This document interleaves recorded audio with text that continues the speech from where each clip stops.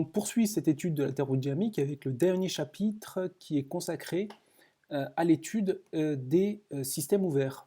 Alors, rappelez-vous, si on fait un peu le bilan de ce qu'on a fait, dans le cours qui portait sur le premier principe de la thermodynamique et le second principe de la thermodynamique, ainsi que sur celui des transitions de phase, eh bien, je m'étais limité au cas des systèmes isolés et des systèmes fermés. Mais j'avais dit que finalement, il allait falloir aussi s'intéresser au cas des systèmes ouverts. Alors la raison en est finalement très pratique, puisque les systèmes ouverts, ce sont des systèmes que vous rencontrez énormément dans l'industrie ou dans l'aéronautique ou dans d'autres domaines. Prenons quelques systèmes qui sont assez connus. On a tous entendu parler de ce qu'on appelle une tuyère. Une tuyère, c'est ce qui est généralement sorti par exemple des moteurs d'une fusée ou des moteurs d'un avion et qui permet d'augmenter la poussée des moteurs en accélérant les gaz. C'est un gros tuyau qui fait que par compression des gaz, enfin par modification de sa section, on arrive à accélérer les gaz. Une tuyère d'avion, vous en avez vu plein dans votre vie, c'est par exemple celle qui est ici. C'est cette partie métallique qui est en sortie de cet avion de combat. Sa forme va permettre d'accélérer les gaz par le goulot d'étranglement, par l'effet entonnoir qu'elle crée sur les gaz. Et on pourrait imaginer plein de tuyères comme cela. Donc on se rappellera qu'une tuyère, c'est simplement un tuyau de section variable. Un autre exemple de système dont vous avez déjà entendu parler, c'est le cas d'un compresseur. Alors un compresseur, ça peut ressembler par exemple à ça. Un compresseur, c'est quand on l'achète dans le commerce, c'est un gros truc qui permet d'augmenter la pression des gaz. Alors, ça existe aussi par exemple dans les voitures, c'est les turbocompresseurs qu'on a dans les voitures qui permettent d'augmenter le taux de compression des gaz et donc d'augmenter la puissance du moteur. Alors généralement, le symbole que l'on en donne, c'est de dire les gaz arrivent par la gauche, ils repartent par la droite, et cet effet d'entonnoir fait qu'on les a comprimés. Mais alors en fait, on les a comprimés par un système de pièces mécaniques. C'est-à-dire qu'en fait, ici, par exemple, dans ce qu'on appelle ici un compresseur à vis, vous avez des vis qui tournoient, qui ont une forme un peu bizarre, mais qui vont limiter le volume du gaz dans sa progression et donc le comprimer. Autrement dit, et retenez bien ça tout de suite, un compresseur est quelque chose que l'on va alimenter et qui va fournir de l'énergie au gaz en écoulement. Vous avez tous dû entendre parler aussi de ce qu'on appelle une turbine. Alors une turbine, c'est en réalité un moulin à vent. C'est une aube pour les moulins à eau. C'est simplement une pièce mécanique montée sur un arbre qui va être mise en rotation par les gaz. C'est typiquement ce que vous avez actuellement dans... ici, c'est la plus grande turbine à gaz au monde actuellement, qui est un gros cylindre de métal avec des systèmes de... Alors, on va essayer de trouver très rapidement, j'ai pas eu le temps de trop regarder la vidéo, avec des systèmes en fait d'ailettes qui vont être mises en rotation par un écoulement. Et donc, c'est comme le moulin à vent, cette fois-ci, c'est l'inverse. C'est le gaz, le fluide, l'eau, fluide en écoulement qui va faire tourner la turbine. Et donc c'est le fluide qui va perdre un travail à faire tourner l'arbre de la turbine. Et on pourrait multiplier les exemples, il y a aussi ce qu'on appelle les échangeurs. Alors un échangeur, c'est simplement un système de câbles enroulés qui vont permettre l'échange entre deux gaz. Donc en fait, c'est simplement deux tuyaux qui sont reliés qui permettent l'échange entre deux gaz ou deux liquides. Commençons le cours. Je vous propose, dans ce chapitre, qui va être très en lien avec ce que vous ferez en deuxième année, donc ça va être un chapitre qui va être à cheval entre la sup et l'aspect, et il va nous permettre de bien de bien aborder la question des systèmes ouverts. Donc, commençons. On va étudier dans ce chapitre ce qu'on appelle un système ouvert avec un écoulement. Donc on va considérer qu'il y a un fluide, puisque seul un fluide s'écoule, et on va considérer que ce fluide va s'écouler de manière permanente dans tout ce chapitre, par exemple ici de la gauche vers la droite. Comme je vous l'ai dit, il y a un certain nombre d'exemples. Je vous demanderai simplement de retenir un certain nombre de petites choses. Pour la tuyère, je vous ai dit que la tuyère n'était rien d'autre que une conduite de section variable, et que dans cette conduite, retenez bien que c'est qu'un simple tuyau et qui n'a pas de pièce mécanique mobile. Alors ce point est assez important. Et donc il n'y aura pas de travail mécanique utile ou de ce qu'on appelle le travail machine dans le cas d'une tuyère. Retenez bien ça. De la même manière, pour un compresseur, eh bien, ce sera un système avec un écoulement de fluide qui va par exemple ici de la gauche vers la droite.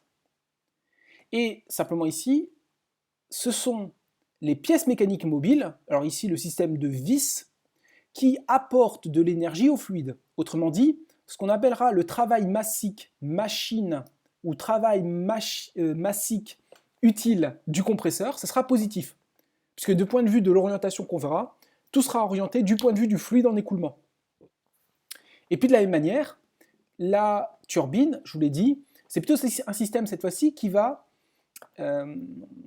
pomper de l'énergie sur le fluide en écoulement. Autrement dit, les pièces mécaniques mobiles, alors ici vous voyez les ailettes en rotation, eh bien elles sont mises en rotation par le fluide en écoulement, et donc W turbine est négatif.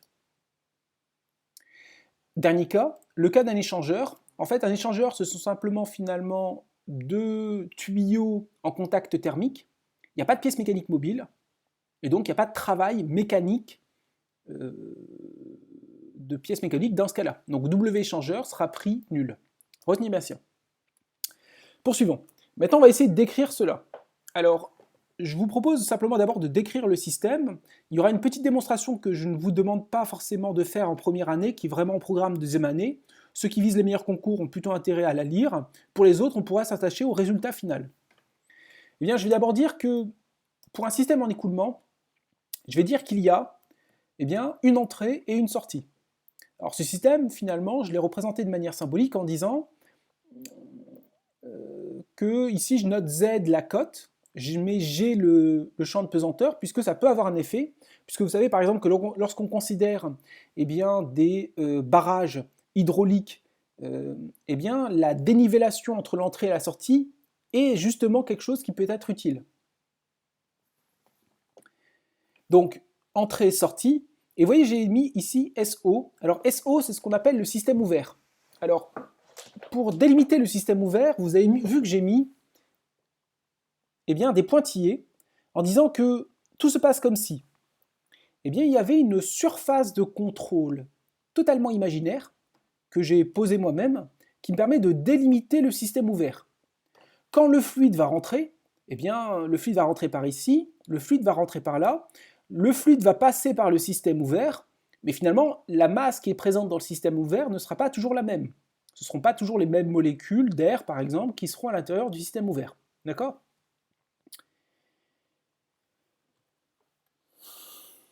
Je vais poursuivre en disant,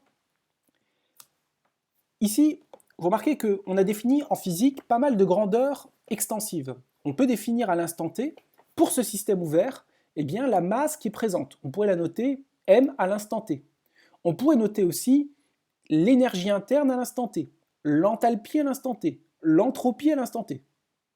On pourrait définir aussi, je ne sais pas moi, le volume à l'instant T, si ce système était déformable. Et puis, c'est pas forcément pratique dans la suite, puisque comme justement il y a un écoulement, et qu'on veut pouvoir comparer des systèmes différents qui n'ont pas forcément les mêmes dimensions, on va définir des grandeurs massiques. Et notamment aussi, on va définir des grandeurs massiques pour ce qui rentre et pour ce qui sort. Je propose un certain nombre de notations, vous allez voir qu'elles sont très utiles. Je propose d'abord de dire que pour la masse entrante, je vais dire qu'entre T et T plus dt, je vais noter delta ME, la masse, la petite masse qui rentre entre TT plus dt. Et je dirais que dans ce cas-là, tout se passe comme si, entre TT plus dt, rentrait une énergie interne qui vaut delta UE, qui vaut delta ME plus UE. Bien évidemment, UE représente l'énergie interne massique, donc l'énergie interne par unité de masse, en entrée. Je peux faire la même chose avec l'enthalpie massique en entrée et l'entropie massique en entrée.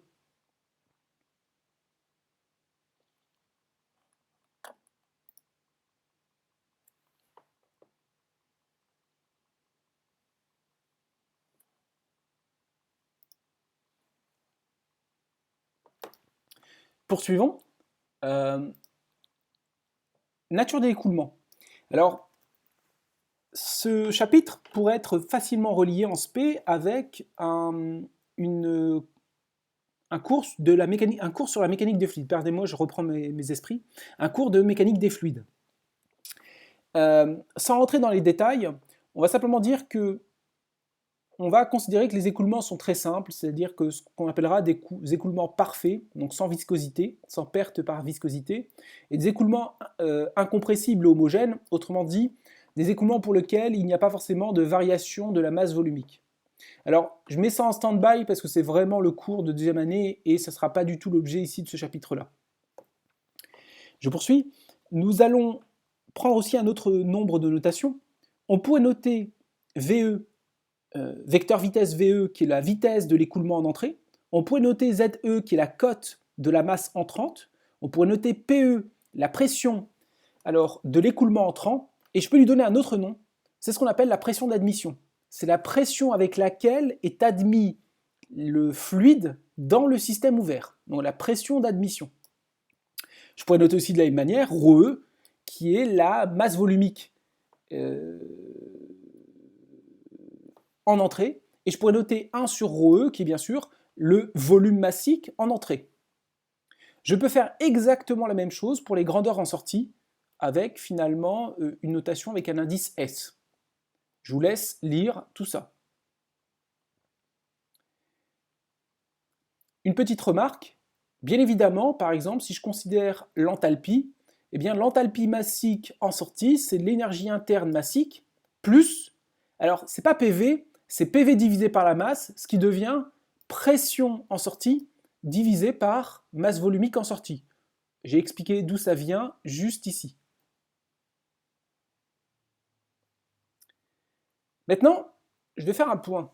C'est que le premier principe et le second principe, tels que je les avais écrits dans les premiers chapitres, eh bien, ne s'appliquent qu'à des systèmes fermés ou isolés. Je ne peux pas appliquer directement le premier principe à un système ouvert comme celui-ci. C'est-à-dire ce système qui est ici en bleu. Et donc il va falloir que je trouve une astuce qui permet quand même d'écrire une loi énergétique ou d'écrire une loi anthropique. Alors, je ne rentrerai pas dans tous les détails de la démonstration qui est stricto sensu au programme de SP. Je dirais un certain nombre de points. Dans toute la suite, on va considérer un écoulement permanent. La conséquence immédiate, c'est que la masse en entrée entre T plus dt vaut la masse à sortie entre T et T plus dt. Autrement dit, le débit qui rentre, qui est donc delta ME sur dt, donc delta ME sur dt, retenez-le, c'est le débit massique entrant, c'est donc le nombre de kilogrammes par unité de seconde qui rentre entre T et T plus dt. De la même manière, delta ms, c'est au départ le débit massique sortant, et on peut très bien démontrer, alors ça c'est la démonstration qui est ici, que si on est en régime permanent, eh bien la masse qui est présente à l'intérieur de ce système-là ne varie jamais, donc d2m sur dt devient nul, et ça veut forcément dire que ce qui rentre égale ce qui sort, autrement dit, le débit rentrant vaut le débit sortant. Nous allons donc retenir cette idée-là. Dans une machine fonctionnant en régime permanent, les débits massiques entrants et les débits massiques sortants sont les mêmes. Donc dans toute la suite, je noterai soit D indice M, eh bien, le débit massique. Et donc je dirais que D ou D indice M, c'est le débit massique et c'est donc la masse entrante divisée par dt ou alors la masse sortante divisée par dt. C'est la même chose. Donc page 5. Maintenant, nous allons essayer de voir comment s'appliquent les deux principes. Alors, je fais toute une démonstration qui, pour le coup, est compliquée. Je vais simplement dire que Vous la reverrez en deuxième année, donc je laisserai le professeur de deuxième année l'expliquer mieux que moi, je donne quand même toutes les explications. Je dirais simplement que vous allez retenir une nouvelle écriture de ce premier principe, et qui est celle-ci, donc à retenir, donc ici. On va dire que si on se place en régime permanent, eh bien, le premier principe va pouvoir se réécrire. Il va se réécrire de manière massique, et j'insiste sur ce point, c'est une loi massique. Et on dira que, entre l'entrée et la sortie, il existe une variation. Donc sortie moins entrée, variation ici c'est une variation spatiale et non pas une variation temporelle, j'insiste, qui dit que la variation entre la sortie et l'entrée, entre l'entrée et la sortie, pardonnez-moi, de h plus v carré sur 2 plus gz vaut q plus w machine.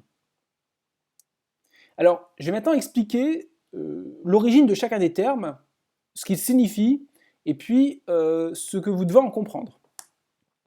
Premièrement, v carré sur 2, vous voyez, c'est l'énergie cinétique par unité de masse.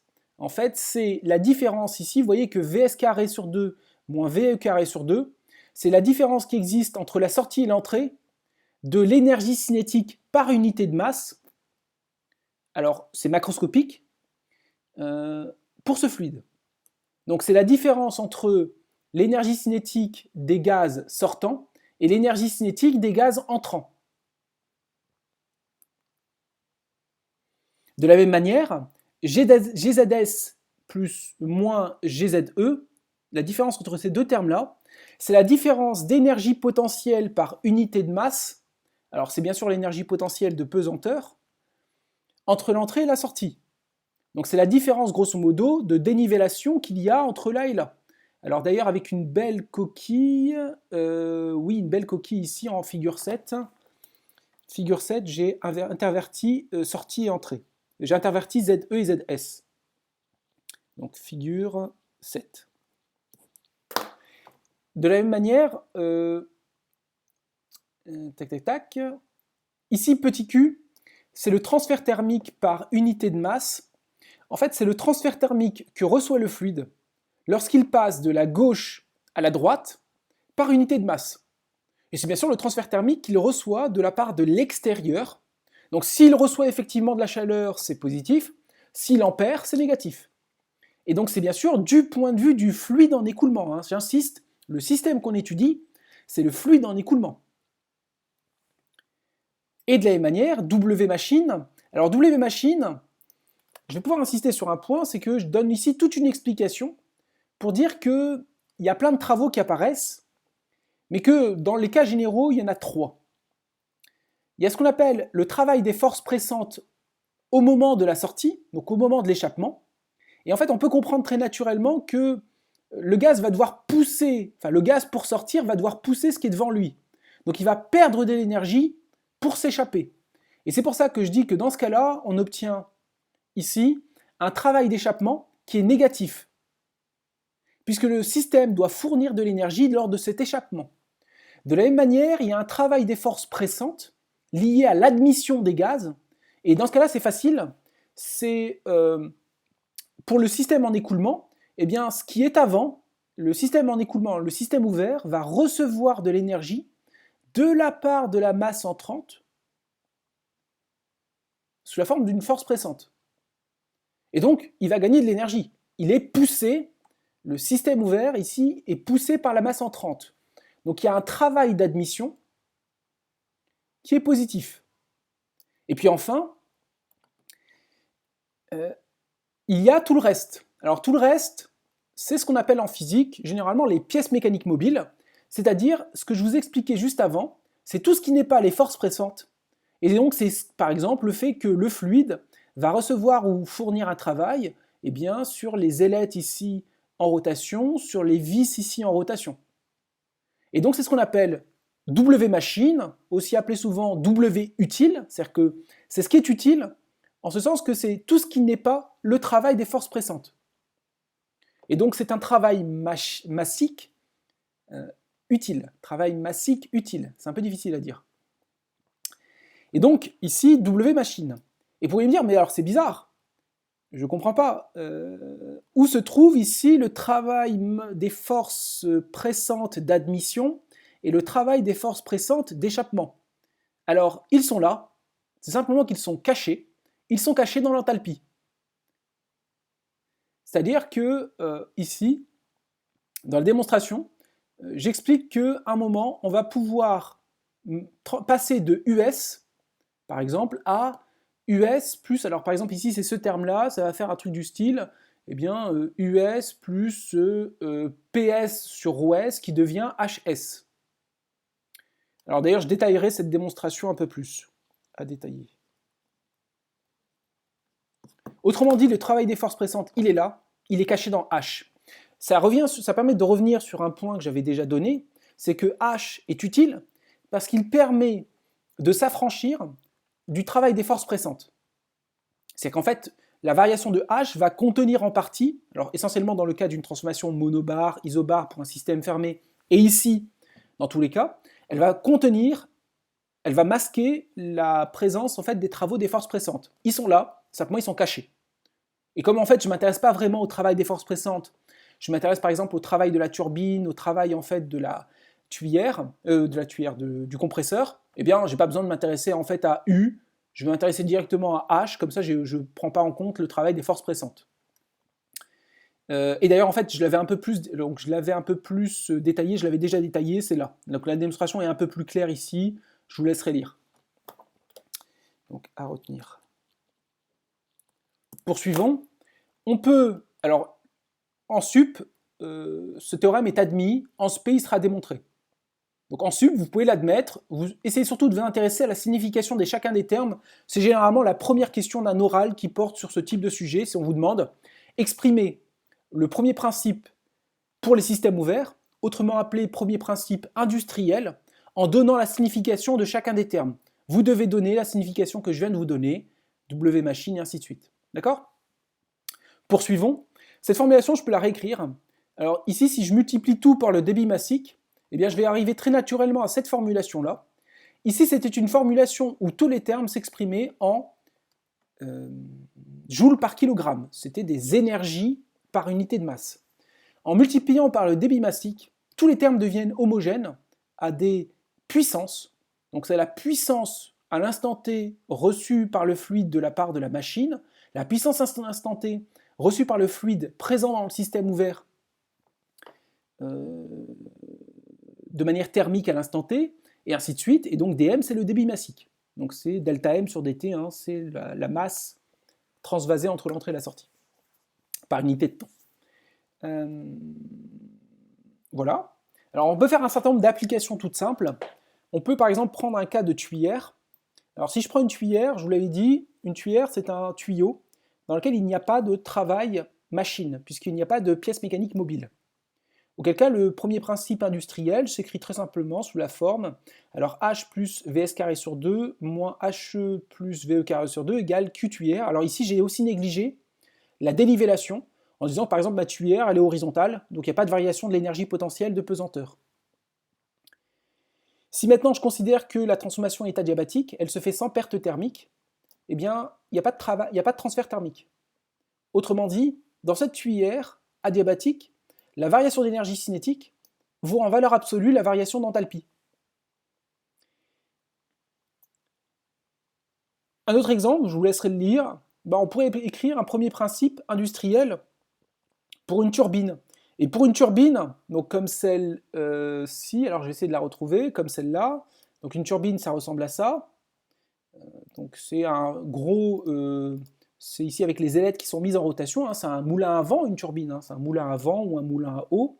Eh bien, dans ce cas-là, en fait, globalement, les gaz, on peut en première approximation considérer qu'ils ont la même vitesse en entrée et la même vitesse en sortie, dans un modèle simple, et qu'il n'y a pas de variation de cote, de cote, ouais. Et donc dans ce cas-là, eh bien, HS moins HE vaut Q turbine vaut plus W turbine. Et donc ce qu'on dit simplement, c'est que si on considère une turbine qui n'a pas de perte thermique, qui est donc isolée thermiquement, eh bien, la variation d'enthalpie est une mesure directe de W turbine. Vous ferez bien sûr très attention, et j'insiste maintenant tout de suite, aux signes. Si je dis que W turbine ici est négatif, ça veut donc dire que le fluide reçoit de la part de la turbine un travail massique négatif. Traduction, il fournit en réalité un travail. Et donc je dis bien que valeur absolue de W turbine, c'est le travail fourni, attention, par le fluide à la turbine. Et ça, c'est une erreur qu'il ne faudra jamais... Enfin, il faudra vraiment y réfléchir. C'est une question classique. Signification du signe du travail, on a déjà insisté dessus. Vous pouvez réfléchir au cas du compresseur qui est assez similaire. On peut de la même manière, je vous laisserai le lire, écrire un second principe pour les systèmes ouverts en écoulement permanent. Il faut vraiment dire tout ça, hein, c'est machine ouverte en écoulement permanent. Et donc ça se dit que l'entropie massique en sortie moins l'entropie massique en entrée vaut le transfert thermique par unité de masse divisé par la température du milieu extérieur plus l'entropie massique de création. L'entropie massique de création, c'est l'entropie massique créée lorsqu'une unité de masse delta M passe de l'entrée à la sortie. La démonstration est hors programme en sup, eh bien elle est programme en sp. Vous remarquez que j'ai donné dans ces deux théorèmes, dans ces deux lois, eh bien, un rôle très important aux grandeurs massiques, et notamment à l'enthalpie. Alors c'est assez pratique parce que souvent, quand on considère un fluide, eh bien, il se trouve que les thermodynamiciens ont fait des mesures, des diagrammes, qui permettent de connaître très facilement l'ordre de grandeur de chacun des termes. Autrement dit, par exemple, je peux utiliser, alors c'est un diagramme que vous allez devoir apprendre à utiliser, qui est le diagramme de Mollier, donc qui est le diagramme enthalpie-pression, qui est donc le diagramme qui est présent ici, s'il me semble bien, donc le voici. Et donc je vais essayer un peu de le décrire. J'ai ici un fluide qui peut être soit liquide, soit vapeur, et ce fluide, eh bien, il est... alors je vais essayer d'ajuster un peu la taille, ouais c'est bien, c'est parfait, voilà. Alors ce fluide, il peut être dans deux états qui sont liquide ou vapeur, et puis aussi on peut avoir le mélange liquide-vapeur. Alors ici ce que vous voyez c'est que j'ai mis en abscisse l'enthalpie massique, et alors il faut tout de suite repérer que c'est une échelle linéaire, donc c'est une échelle linéaire. Donc vous voyez ici, on tombe sur un ordre de grandeur de l'enthalpie massique à connaître, hein, qui est de quelques milliers, quelques centaines, quelques milliers de kilojoules par kilogramme. Essayez tout de suite de repérer les unités, parce qu'on peut très vite se faire avoir. De la même manière, ici, en ordonnée, j'ai mis la pression en barres, et c'est une échelle logarithmique. Attention, hein, c'est une échelle logarithmique, c'est-à-dire que, ici, vous voyez bien que la distance entre 2 et 3, c'est pas la même distance qu'entre 6 et 7. Ensuite, qu'est-ce que je peux dire d'autre? Je dis, voilà, ici, je donne en fait ce qu'on appelle des lignes isothermes, qui sont séparées de 20 Kelvin. Alors, elles sont en noir, c'est celle-ci. Alors, vous voyez ici une isotherme, 440. Donc 440 Kelvin, c'est un peu chaud. Alors c'est pour l'eau. Donc 440 Kelvin, on est déjà à, si je calcule bien, ça fait 160, je ne sais pas calculer, 170 degrés à peu près, 167. Bon. Donc une isotherme ici à 440, tac, tac, tac. Donc voilà. Ici pareil, une autre isotherme. Alors ici 680, elle est comme ça. Et ensuite, on a les isochores. Alors ici, c'est les courbes telles que le volume massique soit constant. Alors on vous dit que c'est en ligne bleue. Alors c'est pas ça, c'est en anglais bleu. C'est en ligne bleue. Je parle anglais. Ligne bleue en tirée. Alors ligne bleue en tirée. Alors si vous faites un zoom, par exemple, c'est celle-ci. Vous voyez ici, c'est 0,03. Donc c'est cette ligne bleue là, comme ça. Voilà, alors j'essaie de rezoomer proprement, tac. Et attention, ça s'exprime en mètres par kilogramme, hein, c'est un volume massique. Et pareil, l'entropie massique, donc qui est en ici kilojoules par kilogramme par Kelvin, jusqu'à assez logique, et donc c'est les lignes rouges.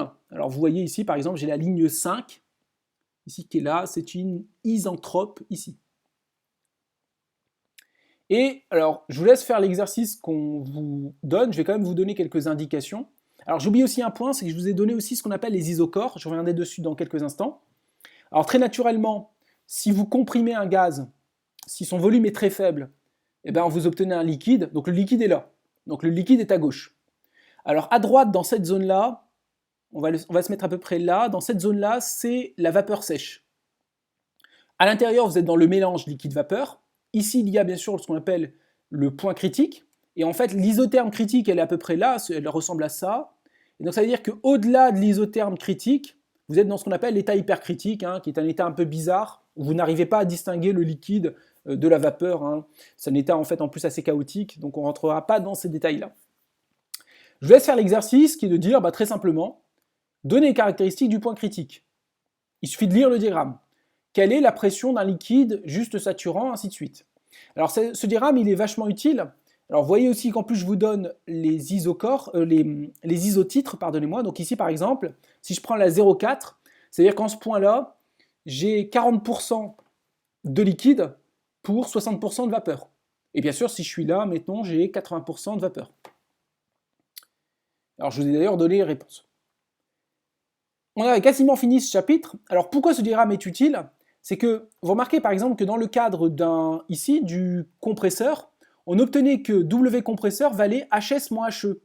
Et donc ça veut dire que dans les exercices, il suffira de lire sur ce genre de diagramme la position de l'entrée et la position de la sortie.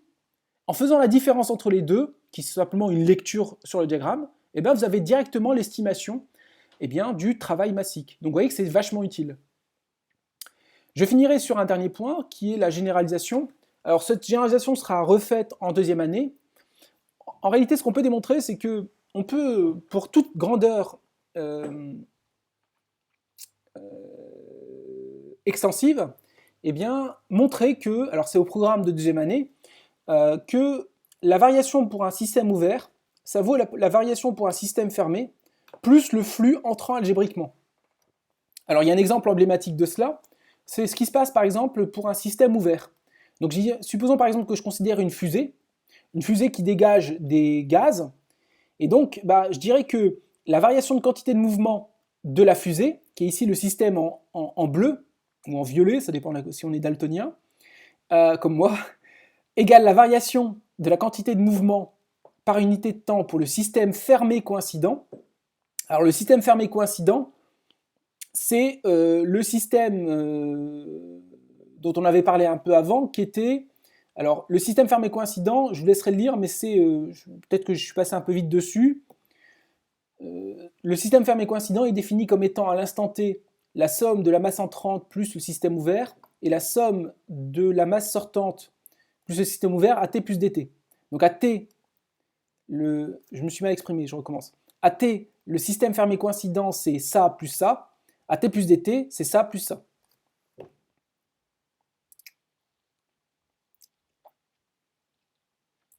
Ça je l'ai dit, ça je l'ai dit, ça je l'ai dit, ça je l'ai dit, voilà. Et alors ça c'est vraiment au programme de SP, donc c'est pas du tout une priorité, c'est pour ceux qui veulent déjà s'avancer sur le programme de SP.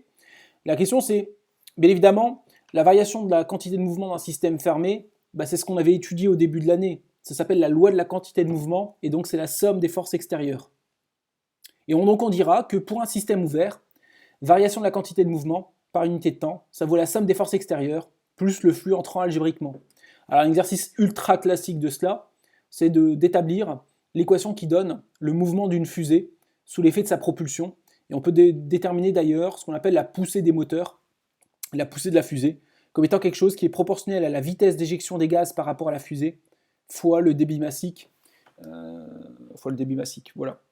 Voilà, j'ai terminé. Si je dois maintenant refaire le récapitulatif de tout ce que vous devez retenir, retenez simplement que le premier principe tel qu'on l'avait vu avant, et le second principe aussi, ne s'appliquait qu'à des systèmes ouverts, pardon, j'ai réussi à me planter, ne s'appliquait qu'à des systèmes fermés ou des systèmes isolés. Retenez maintenant essayez de comprendre ce qu'on appelle une tuyère, un compresseur, une turbine. C'est fondamental, notamment pour ceux qui passeront en PSI. Essayez de retenir ce théorème, donc de dire que lorsqu'on se place en fonctionnement permanent, les débits entrants valent les débits sortants. Et puis, premier principe pour les systèmes ouverts, qui est donc le premier principe industriel, essayez de réfléchir aux deux formulations. La démonstration n'est pas au programme de SUP, elle est au programme de SP. Essayez d'y réfléchir et retenez simplement, essayez de donner, sans vous tromper, une signification de chacun des termes. Voilà, j'ai terminé. Je vous laisse maintenant essayer de comprendre tout ce chapitre. Bonne journée.